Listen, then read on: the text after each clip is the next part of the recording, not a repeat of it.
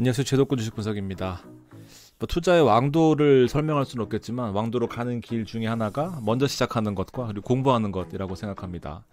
오늘은 제도적인 측면에서 23시간 거래가 오픈되는 시점에서 어떤 포인트가 중요한지 그리고 ETF 몇 가지도 살펴보도록 하겠습니다.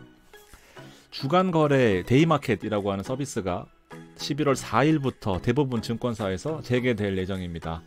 쉽게 말해서 낮에도 거래할 수 있다라는 내용인데요. 이 거래소를 통한 거래가 아니라 대체 거래소를 통해서 중간에 브로커를 끼고 거래소로 넘겨서 체결시켜주는 그런 형태를 띈다라고 보시면 되는데요. 주식시장으로 보면 호가를 대주는 LP 역할이다라고 생각하시면 되고, 예전에 블루오션이 사고치고 도망감으로써 제도가 바뀌었어요. 2개 이상의 복수 대체 거래소를 활용하라라는 건데, 이런 내용들을 간단하게 넘어가시고, 증권사별로 이 주간 거래 서비스에 대해서 내용이 다르고 또 실제로 제도적으로도 다른 포인트들이 있어서 여러분들 쓰시는 증권사마다 확인을 해보셔야 되는 포인트까지 한번 말씀드리겠습니다. 자, 거래 가능 시간은 이렇게 잘 정리되어 있는 것처럼 보이는 것이 토스 증권이에요. 자, 대체 거래 시간이 가장 중요하겠죠. 일단 서머타임이 해제된 시간이다 보니까 토스증권 기준으로 보면 오전 10시부터 오후 6시까지 거래 가능하다라고 되어 있고, 이 데이마켓이라고 하는 오후 6시까지의 거래 10분 전부터 입력한 신규 주문은 프리마켓부터 주문이 시작된다라는 내용이니까, 자, 아마도 주문이 이관된다라고 보시면 될 것 같습니다. 무슨 말이냐면 원래는 이렇게 데이마켓에서 주문 냈던 것들이 취소되고 다시 주문 내야 되는 경우들이 많거든요. 그래서 나는 주문을 냈는데 왜 체결이 안 되냐, 혹은 주문을 내고 취소가 될 줄 알았는데 왜 이관되느냐, 이러지 마시고요. 이 부분이 어떻게 되는지를 한번 확인해 보실 필요성이 있다라는 겁니다. 6시까지 거래되는 이 좋은 증권사도 있는 반면에 대부분의 대형 증권사는 5시 반까지 거래되는 경우들도 있으니까 이 시간도 한번 체크를 해보셔야 됩니다. 대체 거래소를 통한 이 주문은 이렇게 자율적으로 조금씩 유동적이다라고 판단하시면 돼요. 거래 가능 종목은 여러분들이 거래하시는 대부분의 종목은 될 거지만 주요 종목 위주다라고 표시가 되어 있으니까 혹시나 주문이 되는지 안 되는지는 주문 내시기 전에 체크하셔야 될 것 같고요. 그리고 지정가와 시정가로 둘 다 주문이 가능한 토스 증권도 있는 반면에 시장가 주문이 안 되는 증권사도 있습니다. 이런 정도는 주문을 낼 때 시장가는 안 됩니다라고 거절당하는 경우들이 있을 거니까 크게 크리티컬하지는 않겠지만 어쨌든 시장가는 되더라도 저는 주문을 절대로 하지 말 것을 권유드립니다. 호가 자체가 벌어져 있기 때문에 실제로 되게 불리한 가격에 시장가로서 역할을 제대로 하지 못하는 경우들이 있기 때문에 참고하시고요. 기준가 대비해서 플러스 마이너스 20%의 주문 낼 수 있다라고 하는데 플러스 20% 내시는 분들은 잘 없을 거니까 20% 적게 낸다 하더라도 이 기준가라는 의미 자체도 좀 모호하다라고 보시면 될 것 같아요. 애프터 마켓에서 종가 기준으로 하는 데도 있고, 그 종가 기준에 1시간의 평균 가격 혹은 1시간 전에 종가 가격 여러 가지가 있으니까, 자, 저는 웬만하면은 주간 거래는 안 할 예정인데 이렇게 참고하시면 좋겠습니다. 절대로 시장가는 안 된다만 기억하시면 될 것 같아요. 그리고 호가를 보여주는 것들은 10개씩 보여준다라고 되어 있지만 실제로 이 실시간 데이터는 100% 아니에요. 예를 들면은 1,000원, 500원 이렇게 있으면 내가 여기다가 700원을 주문 내면은 여기 700원이 떠야 되잖아요. 안 뜨는 경우들도 있단 말이에요. 그래서 실시간이라고는 하지만 임의적으로 보여지는 가격이 존재할 수 있기 때문에 100% 믿지 마시기를 바랍니다. 어쨌든 중요한 거는 이제 주간 거래 종료될 때 취소가 되느냐 아니면 프리 시장으로 정규 마켓 시작되기 전에 이관이 되느냐, 이 포인트를 한번 여러분들 증권사 이용하시는 것에 대해서 체크해 보셔야 됩니다. 어쨌든 18시부터는 이제 프리마켓이 시작되는 것은 전 증권사 동일할 거예요. 이때부터 이제 오후 22시 30분, 지금은 서머타임이 해제됐으니까 23시 30분이 정규 시장이니까 이때가 이제 프리마켓입니다. 그래서 증권사마다 조금씩 다르긴 하겠지만 사실상 거의 23시간 동안 거래가 가능한 도박장이 이제 거의 열렸다라고 보시면 될 것 같습니다. 중요한 내용은 여기 이 정도만 하시면 될 것 같고, 어쨌든 낮에도 거래 가능하다 정리하시고요. 수수료나 시스템 물어보시는 분들도 많아서 제 100% 주관적인 의견인데요. 메리츠가 수수료나 환전 수수료 측면에서는 압도적으로 유리한 부분은 맞습니다.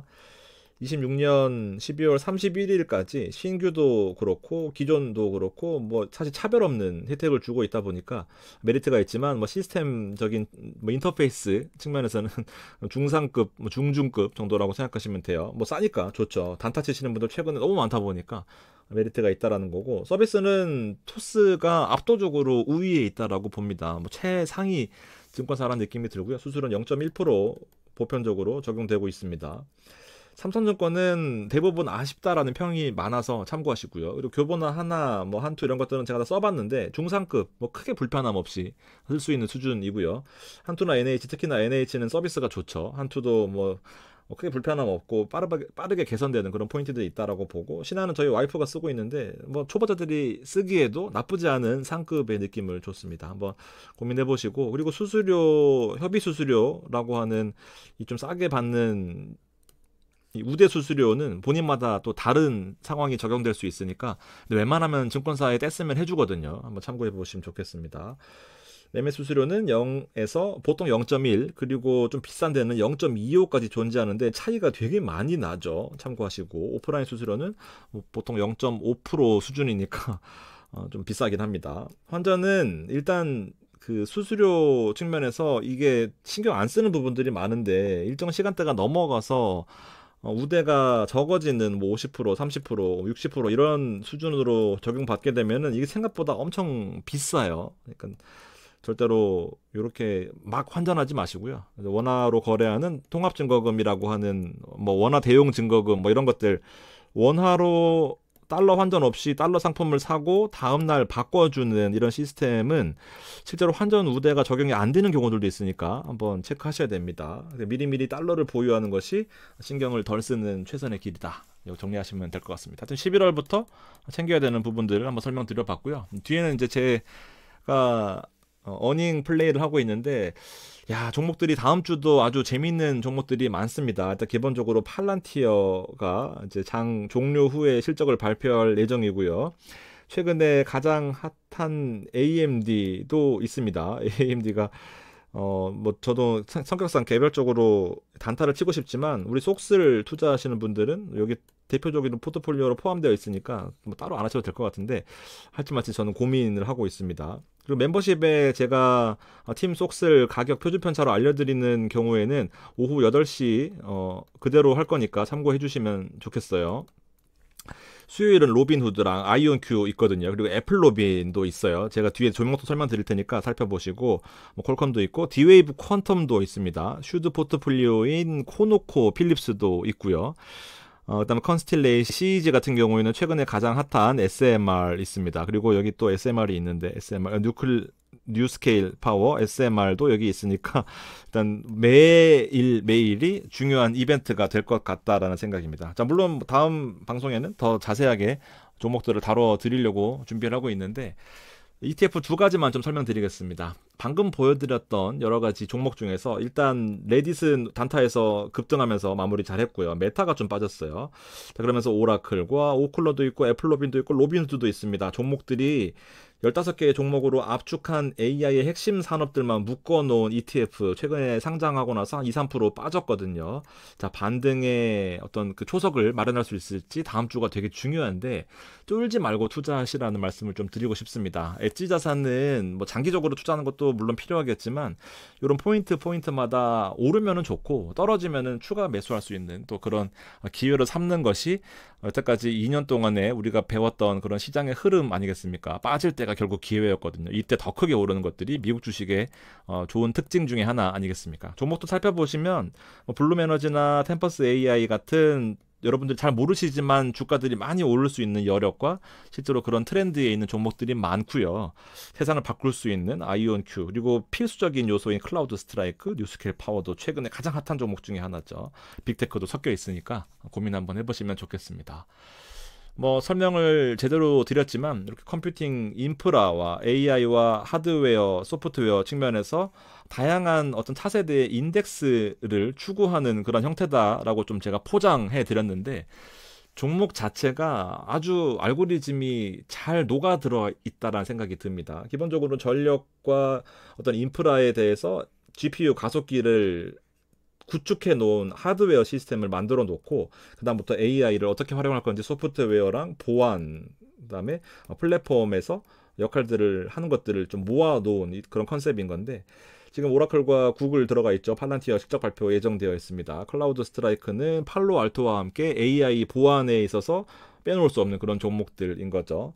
에드테크는 어떻게 결국 광고를 붙여서 수익을 낼 것인가에 애플 로빈이 가장 중요한 역할을 하고 있다라는 거고 로빈후드는 실적 발표가 예정되어 있습니다. 템퍼스 AI 들어가 있고 가슴으로 투자하는 테슬라는 뭐 시장 어떤 악평에도 불구하고 꿋꿋이 제 갈 길을 가고 있습니다. 어떤 세상을 바꾸려면 이런 마인드가 좀 필요하지 않나 생각이 들어요. 레딧도 들어가 있네요. 어쨌든 광고 측면에서 수익화에 집중하고 있는 AI 소프트웨어 측면도 한번 살펴볼 필요가 있고 두 번째 ETF는 키움 미국 양자 컴퓨팅입니다. 소개시켜드린 이후로 주가가 많이 올랐고 그리고 또 많이 오를 것 같아요.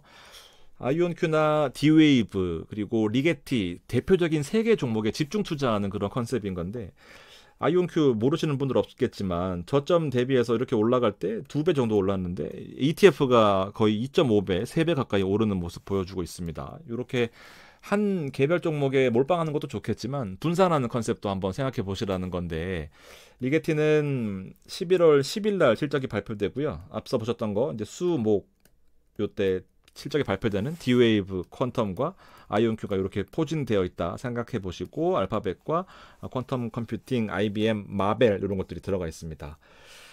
뭐 여러 가지 이 양자 컴퓨팅이 가야 할 길들은 멀지만 포트폴리오에 5%, 10%를 묻어두고 갈 만한 충분히 어떤 그런 가치가 있다라고 생각하고 있거든요. 그렇지만 제 생각에는 개별 종목으로 들어가는 것보다 ETF로 바스켓화하는 것이 좀 똑똑한 포인트가 되지 않겠나 싶습니다. 자, 리게티는 사실 이 어닝콜에서 발표할지는 모르겠지만 미국 상무부, 미국 재무부 뭐 이런 정부 기관에서 리게티 같은 이런 종목들을 인수할 수도 있다. 지분 인수, 인텔 인수했던 것처럼. 그래서 여기에 있는 이 최고 책임자 뭐 이런 책임자 이 폴 데버라는 분도 옛날에 이 양자 컴퓨팅에서 일했던 사람이거든요. 그래서 기대감이 좀 더해지고 있다라는 포인트. 지금은 치고받고 하고 있어요. 인수설 나오고 있고 또 부인도 하고 있는 상태인데 뭐 인수하겠다라고 발표하겠습니까? 갑자기 발표하겠지. 그런 기대감에 대해서 이 어닝콜에서 혹시나 발표할 수도 있겠다라는 건데 실적은 좋지 않아요. 그래서 뭐 어닝 플레이를 하긴 좀 부담스러운 측면이 있지만 이렇게 리게티 같은 거 1년 동안에 2000%씩 오르는 거 아이온큐 260%씩 오르는 거가 포트폴리오에 있어야 시드를 또 이렇게 반전시킬 수 있는 포인트가 되지 않을까 생각합니다. 다음 주 중요한 포인트들을 뭐 제 기준으로 뭐 정리를 해봤는데요. 도움이 되셨으면 좋겠고 다음 주에도 재밌고 건강한 투자를 위해서 노력하도록 하겠습니다. 고맙습니다.